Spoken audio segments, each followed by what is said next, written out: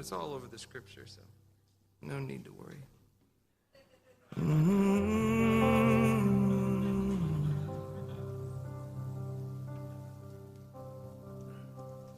And maybe it's important because I have an incredible story of the power of adoption and being known way before I was in my mother's womb.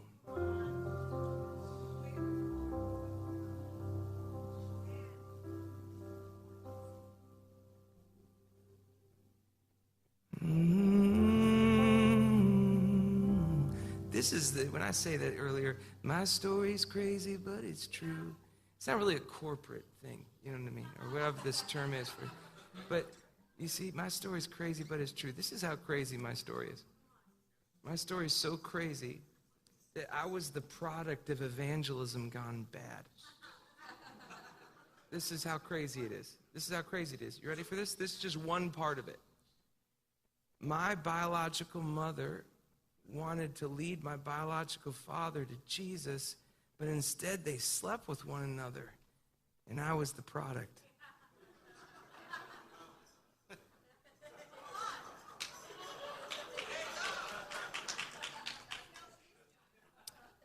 And my biological mother was told by all of her closest people in her life to abort me, but my biological father, who didn't even know the Lord, would not have it. He said, this baby's got to live.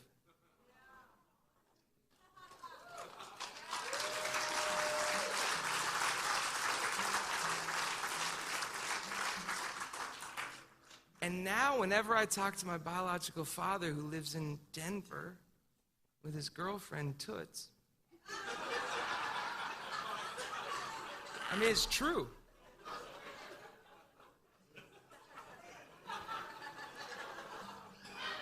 He's got 10,000 records in his record collection, and he only listens to music in mono.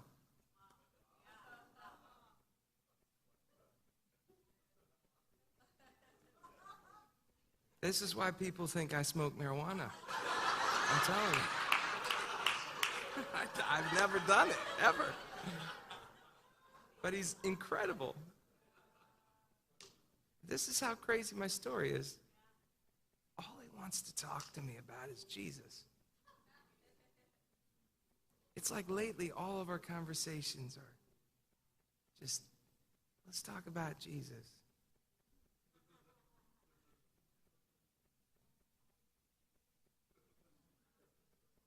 So let's just go back now. So my biological mother wanted to get my biological father saved. And that didn't happen. I was the product of evangelism gone bad. But now, 42 years later, we just sit up late at night and talk on the phone about Jesus.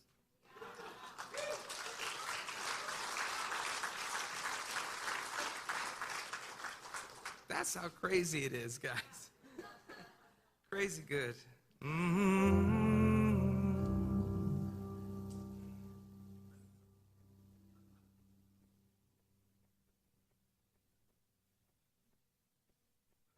My biological mother.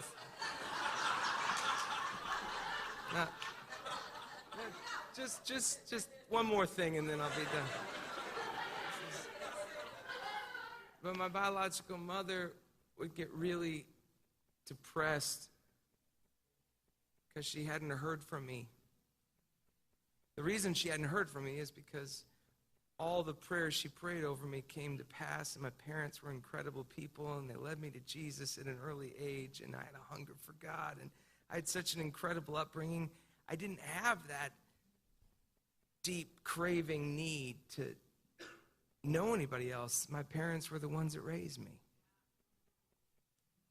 So it was late in my life that I opened up my adoption, and she thought I'd died. So she'd go into this prayer house, and she'd name me Stephen.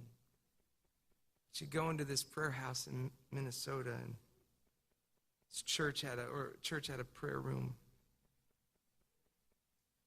And she'd walk in there and they'd pray for her, and that depression and oppression would just lift off of her.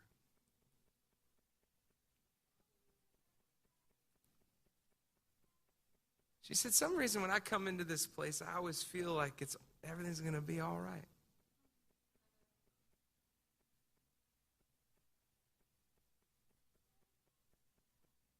The lady that was leading the prayer house, she said, well, maybe it's the music we're playing. I'm not kidding. That's how crazy it is. This is back when they burned CDs, you know? So they burned her a CD. And on it, they just wrote on the top, Jason Upton. But she named me Stephen. She didn't know my name was Jason. So she would take that and put it in her car, and every time she felt depressed, she'd put that CD in.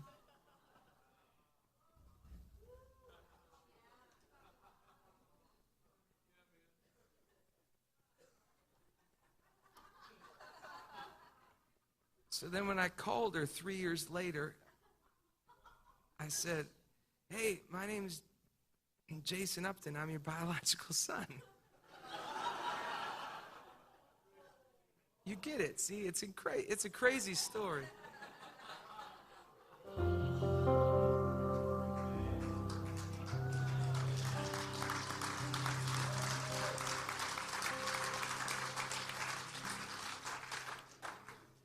Like an unborn baby in a mother's womb. Before my lungs could breathe, I was alive in you. Before my eyes were open, before my tongue could speak, before the bond was broken between you and me, you were home to me.